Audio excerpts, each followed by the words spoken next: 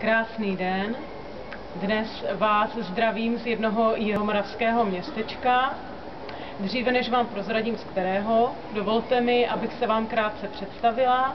Jmenuji se Erika Hanáčková a jsem tu proto, abych všem uživatelům českého jazyka pomáhala zjednodušit pravopisná pravidla, protože pro řadu z nás jsou velice složitá. A zároveň se snažím, aby tato pravidla byla i takovou zábavnější formou, aby se v nich každý našel, aby si v nich každý našel to svoje.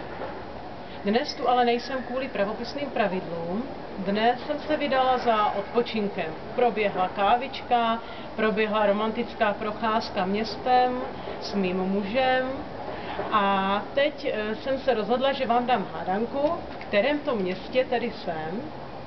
To město bývá spojováno s básníkem Jiřím Wolkerem. Možná si někteří z vás vzpomenete na doby, kdy jste chodili do školy a dozvěděli jste se, že jeden z našich básníků měl na svém epitafu mimo jiné napsáno: zemřel mlád, 24 let. Mohla by to být pro vás dobrá nápověda.